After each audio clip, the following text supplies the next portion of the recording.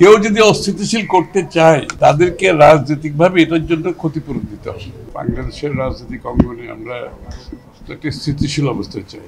এই ধরনের ঘটনাগুলির মাধ্যমে দেশের মানুষ তো একটা স্থিতিশীল স্টেবিলিটি চায়।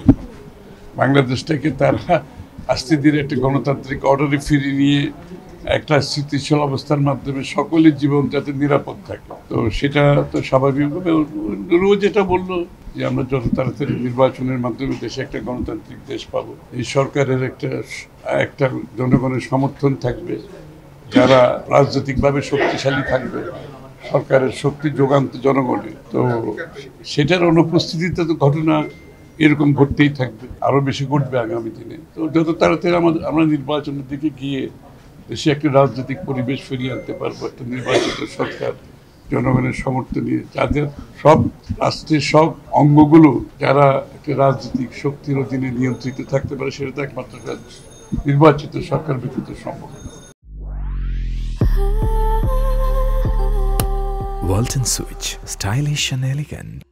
এই ধরনের ঘটনা তো ঘটতেই থাকবে, কারণ এখানে জবাবদিহিতার এখানে সংসদ নাই, এখানে তো জবাবদিহিতার একটা অনুপস্থিতিতে আছে, এটা তো আমাদের অস্বীকার করা যেত। এটার জন্য কাউকে দোষারোপ করে লাভ নেই।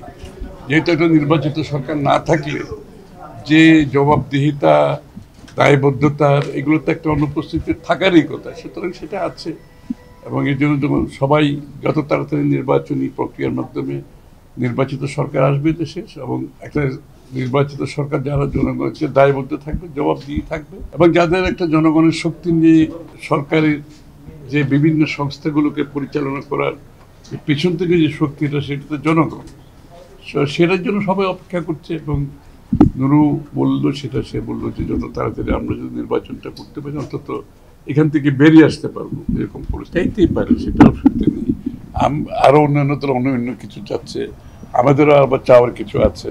সব জায়গায় যে ঐক্যমত হয়েছে তা তো না, ঐক্যমত হওয়ারই কথা না, কারণ সবাই বিভিন্ন দল, বিভিন্ন দর্শন, চিন্তা ভাবনা, সুতরাং সব জায়গাতে ঐক্যমত হবে এটা কেউ বিশ্বাস করার কোনো কারণ নেই। তাই তো আলাদা আলাদা দল হইতো না, আমরা বাকশাল হয়ে যেতাম, তাই না?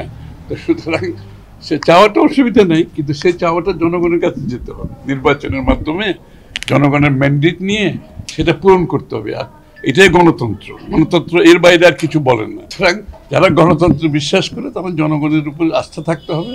তাদের যে ভবিষ্যতে তাদের যে কর্মসূচি, যে পরিবর্তন যারা আনতে চায়, প্রত্যেকটি দলের তারা জনগণের ম্যান্ডেট নিয়ে সেটা সংসদে আসবে, আলোচনা হবে, বিতর্ক হবে, পাস হবে। এটাই গণতন্ত্র।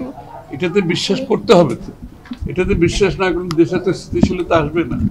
এটাতে বিশ্বাস না করলে আবার একটা পরাজিত শক্তির জন্য আমরা দ্বার মুক্ত করে দেবো, তাদের জন্য তো আমরা স্পেস ক্রিয়েট করে দেবো, তাই না? তাই এটাতে বিশ্বাস করতে হবে। সেটার উত্তর তো ওরা দিতে পারবে, আমি দিতে পারবো না।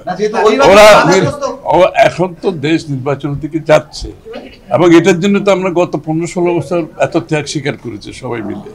সুতরাং নির্বাচনের সাথে কোন পার্টির কি দাবি দেওয়া, এটা কোনো সম্পর্ক নাই। তাদের দাবি দেওয়া থাকতেই পারে, সেই দাবি দেওয়া নিয়ে তারা জনগণের কাছে যেতে হবে, জনগণের ম্যান্ডেট নিয়ে সংসদে আসবে, পাস করতে পারবে, কোনো অসুবিধা নাই। কিন্তু নির্বাচনের প্রক্রিয়ার সাথে এগুলো কোনো সম্পর্ক নেই। কেউ যদি অস্থিতিশীল করতে চায় তাদেরকে রাজনৈতিকভাবে এটার জন্য ক্ষতিপূরণ দিতে হবে। এর থেকে আমি আর কিছু বলতে চাই না।